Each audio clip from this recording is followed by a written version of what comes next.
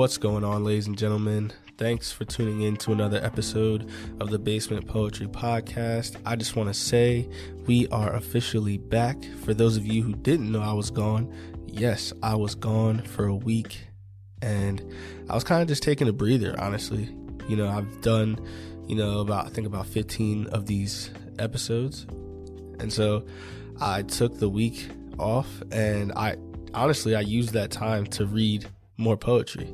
So thank you guys for listening to my previous episodes before last week, but we are back this week and I'm here to bring you some more poetry. I just wanted to do a quick shout out as well to my listenership. I want to thank you guys wherever you're listening, whether that's Spotify, Apple Podcasts, Google Podcasts, wherever you're at. But I do want to give a special thank you to whoever listens to this podcast on iTunes. There is a person who listens to this podcast on iTunes. I'm giving you the biggest shout out because I've seen you in the analytics on almost every episode. And so I appreciate your loyalness.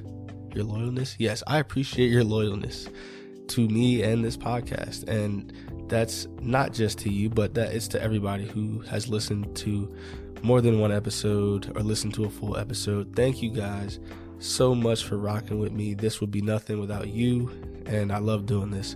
With that being said, let's get into some poetry. Today we are going to look at a poem by a woman named Wanda Coleman. Wanda Coleman was born November 13th, 1946. She grew up in Los Angeles, and during her lifetime she was a medical secretary, an editor, journalist, and this one surprised me, an Emmy award-winning scriptwriter before turning to poetry. So she was already really iconic before getting into poetry. So it's no wonder she had a really, good voice in poetry. I just got to read her book called Mercurochrome, which is what I'll be reading from today. And I learned that mercurochrome is actually kind of like an ointment for like itching. It's like not itching, but like scrapes, kind of like Neosporin, I guess. I think, fact check me on that. But the poem I'll be reading for you guys today is called The Flock of the Ewe, and ewe is actually spelled E-W-E, and the definition is a female sheep. So that is something that I also learned in the process of reading this poem. So I'll read that for you guys now, and then we'll talk about it on the back end.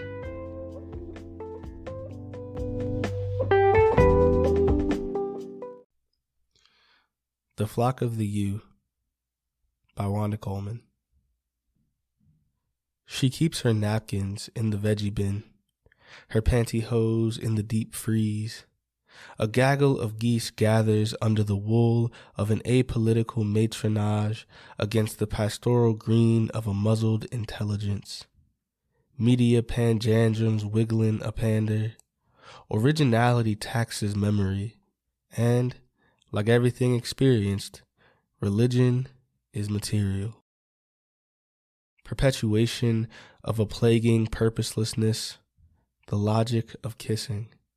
Solve, equate, transmit. The anthology niggers are galloping for greatness, upping no divvy to contributors as they piggyback their ways to tenured glory. Beware. In your coming of age, you may discover you are the damned and dreaded darkling. When you lock it in, tear off the knob. Nothing in this meat grinder, lovey, but sheep and Judah's goats.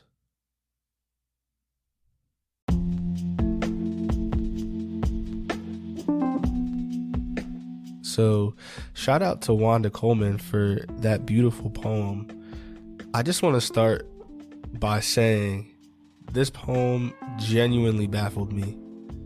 Sometimes it's easy to shy away from what baffles us, but I always say we should press into what baffles us. We should go after the things that baffle us, the things that we don't understand.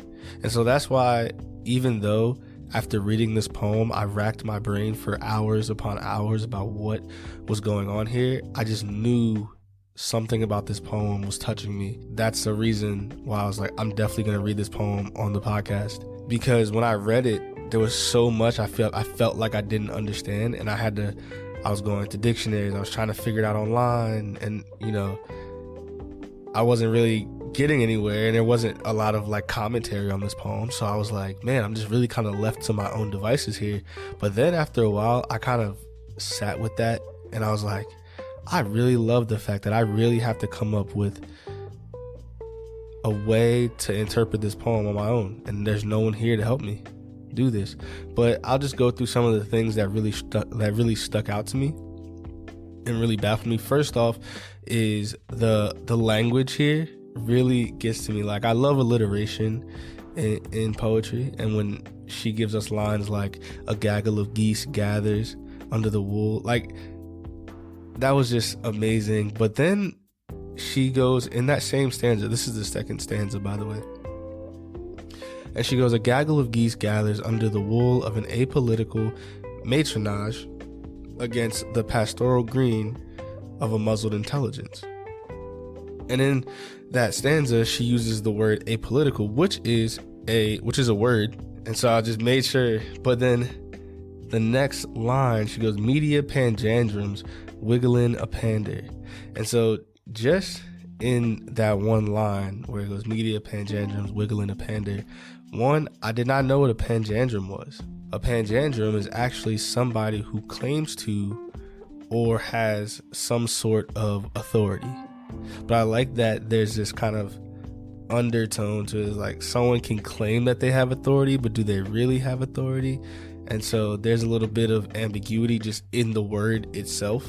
So I enjoyed that. And then the last word in that line, panjandrums wiggling a pander. A pander, I actually don't know if a pander is a word, because APANDER, and I don't think that in and of itself is a word, but I think she kind of just took a and then pander and kind of stuck it together. And so it kind of just was really cool, because I think that we miss some of that stuff in poetry. That's like, when we think about Shakespeare, and a lot of people will tell you, like, sometimes Shakespeare just kind of created words, and then later on they became words.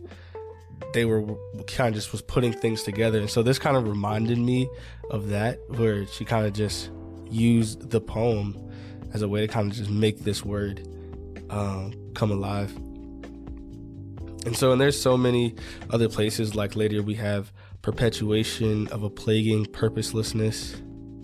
And so there's just a lot of alliteration here. The language is very precise, and the musicality is amazing. And now I'm going to get to the stanza that really, really cemented this poem in my brain. And that stanza goes like this. It's the 6th stanza in this poem, and I'm just going to read it here one time. The stanza goes like this. The anthology niggers are galloping for greatness, upping no divvy to contributors as they piggyback their ways to tenured glory. When I read this stanza, I was blown away, because first I was thinking, well, what is she talking about?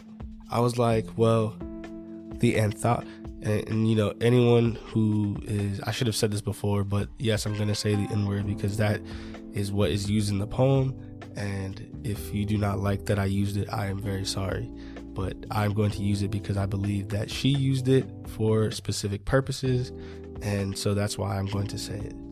But when she says the anthology niggers, I'm thinking of, mind you, this is just my opinion. I could be very, very, very wrong, but I'm just going on what I believe could be being said here.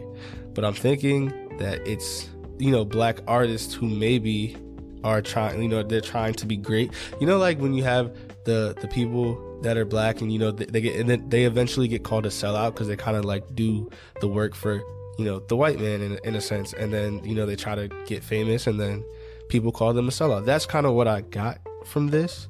And when she says they're galloping for greatness, like they're trying to be great and upping no divvy to contributors as they piggyback their ways to 10-year glory. Like, they're kind of not really doing the work, but they're, trying to get their way to the top. But then I like the next stanza right after this, and I'm going to end here shortly, but it says, beware, in your coming of age, you may discover you are the damned and dreaded darkling. And I thought that was beautiful. There's this sense that those people that were galloping for greatness, they're going to have this coming of age later on, and they're going to figure out that they really weren't liked, and they really were just the damned and dreaded darklings. And I think this is something that I've been thinking about as a Black poet recently, and just trying to find my mold in poetry, and trying to, on one hand, keep that the thing about me that's, I'm a Black poet, and then the other part of me that's just like, they're gonna just see me a certain way, and they're gonna read my poems with that, that connotation, with that undertone. And I don't want to lose that about my work, but I also don't want that to be the focal point of my work. It's confusing, it's the whole thing, but that is something that kind of gave me that undertone of like, don't try to deny that part of yourself, because later on you're gonna figure out that they didn't really like you for you. You know what I mean? And I don't want to look back in my career and realize that people didn't, genuinely like the work. They just liked the stuff. They just liked that I was talking about my Blackness. So I don't know. Take that how you will. This, to me, was an absolutely beautiful poem, and I hope you enjoyed it too. But I definitely recommend Wanda Coleman, Mercurochrome, beautiful book. A whole list of other books. I'll drop some of the books in the show notes. But thank you guys for tuning in to the Basement Poetry Podcast. It's always a blessing to be able to talk about poetry with you guys. This was a little bit longer episode, but I took a week off, so you're welcome. And until next time, peace.